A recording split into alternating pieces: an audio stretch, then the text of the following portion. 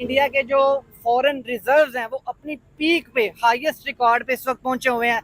मेरे ख्याल से 681 बिलियन डॉलर से ज्यादा उनके फॉरेन रिजर्व्स हैं इस वक्त। और लेकिन ये कि इस हफ्ते में ये भी देखा गया कि पाकिस्तान के जो फॉरेन रिजर्व्स हैं वो भी थोड़े से बड़े हैं, 14.8 बिलियन डॉलर्स। लेकिन ये कि ये मुकाबला नहीं बना। उन्होंने तो अपना एक टारगेट सेट किया हुआ है ना, 2030 तक उन्होंने टारगेट सेट किया कि उन्होंने तकरीबन 2 ट्रिलियन की एक्सपोर्ट्स करनी है। तो वो तब भी कर सकते हैं जब वो मैन्युफैक्चरिंग हब वाकई में बनेगा। और जो 12 इंडस्ट्रियल स्टेट्स बन रही हैं, 10 स्टेट्स में उनकी, उधर जारी बात है मैन्युफैक्चरिंग हब्स ही बनेंगे, जॉब्स मिलेगी। आम जो पाकिस्तानी, खासतौर पे पंजाब की बात करें, लाहौर की बात करें, यूथ की बात करें, उन्हें शायद पता भी नहीं कि बलोचिस्तान की क्या कंडीशन है। अगर मैं बलोचिस्तान की जो सूरत हाल है, आप में से किसी को अंदाजा है कि वहाँ पे क्या चल रहा है? बस सोशल मीडिया पे ही क्या चल रहा है आपके ख्याल से? बस यही पता लगा कि पंजाबियों को कत्ल कर दिया गया। हाँ, ये क्योंकि मीडिया पे चलाया ये जा रहा है। आपके ख्याल से बलोचिस्तान में क्या हो रहा है? आप में से किसी को पता है? जुल्म हो रहा है लोगों पे, पंजाबियों पे जुल्म हो रहा है।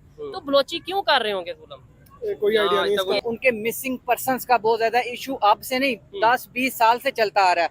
आप जब से शुरू कर लें, जब परवेज मुशर्रफ ने ऑपरेशन लॉन्च किया था, जनरल परवेज मुशर्रफ ने अकबर बुख्ती के खिलाफ, तो उनकी जान ली, उनको रॉकेट लॉन्चर से उड़ाया, पहाड़ों में ही उनको गार में ही उड़ा दिया। उसके बाद से उनमें एक गमो गुस्सा और नफरत पाई जा रही है, जिसको हम कहते हैं कि उस हमारा पाकिस्तान का मेन स्ट्रीम मीडिया का या गवर्नमेंट का ये स्टांस है कि उस गमो गुस्से को एक्सप्लॉइट कर रहा है, रॉ कर रही है एक्सप्लॉइट, अमेरिका एक्सप्लॉइट कर रही है। लेकिन मैं ये कह रहा हूँ कि आप उनका गमो गुस्सा इतने सालों से कायम ही क्यों रहने दे रहे हैं? आप उनका गमो गुस्सा खत्म क्यों नहीं कर रहे? महारंग बलोच का लिंक जोड़ा जाता है BLA के साथ, हालांकि उनकी अपनी एक अलग पार्टी है, बलोच यकजहदी मूवमेंट, इस तरह करके उनकी कोई पार्टी है। पहले उनसे कहा गया ये कंडेम क्यों नहीं कर रही, जो अटैक हुआ है पंजाबियों पे, उनकी जाने गई हैं। फिर उन्होंने 3-4 दिन के बाद कंडेम आके रुक जाता है मजहब पे।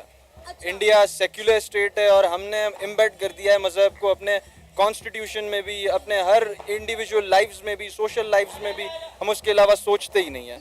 अब इंडिया एक सेक्युलर स्टेट है, वहाँ पे हर किसी को इजाज़त है कि भाई वो अपना बिजनेस करे, अपना फॉरेन कंट्री से इन्वेस्टमेंट लाए। डिफरेंस तब शुरू हुआ जब वहाँ की स्टेट ने उनको ओन किया, उन्हें प्रमोट किया। लेकिन उसके बरक्स हमारी स्टेट ने हमें गरीब आवाम को यहाँ पर बिल्कुल भी उसको ऑन नहीं किया। यहाँ पे सच को स्टार्टअप कल्चर को प्रमोट नहीं किया।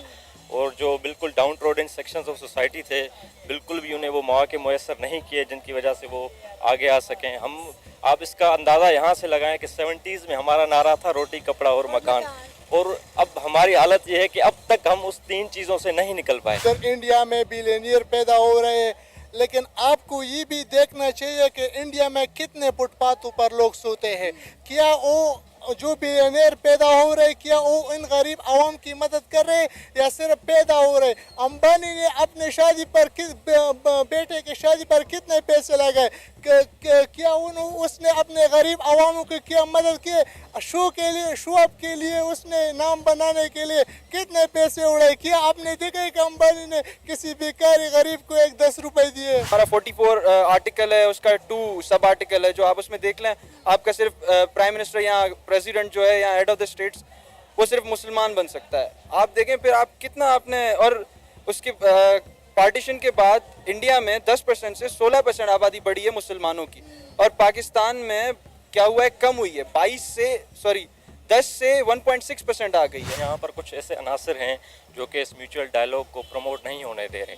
शुरू से ही ये सिलसिला चलता आ रहा है, डायलॉग वगैरह होते रहते हैं, म्यूचुअल नेगोशिएशंस भी होती हैं, लेकिन कोई ना कोई मसला खड़ा करे। हमारी जो एक सर्टेन एलीट है, जो एस्टेब्लिशमेंट चले मैं कह लूँ एहतियातन, तो वो कभी भी नहीं चाहेगी कि हमारे इंडिया के साथ ताल्लुकात बेहतर हों या हमारा ट्रेड शुरू हो, क्योंकि वो फिर उनकी मोनोपोली नहीं रहेगी। जब तक ये state as a security state रहेगी, इन चंद लोगों की ज़्यादा मसाजिदें जो ब्रिटेन में, वो उन पर पाबंदी लगाई गई है।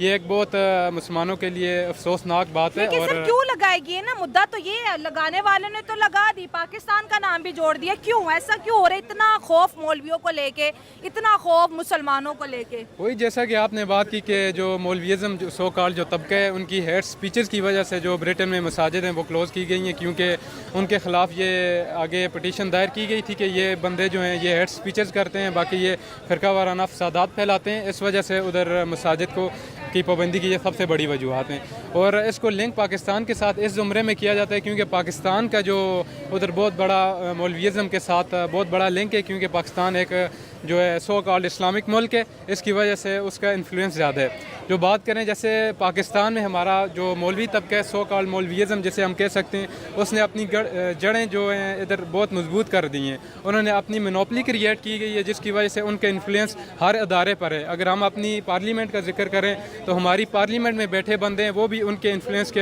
अंडर हैं। जब कोई बिल पेश किया जाता है, कोई इस तरह की बात की जाती है, तो हमारा जो सो कॉल्ड मौलवीज़म मौलवी तबका है वो सबसे सरफहरिस्त नज़र आता है। जब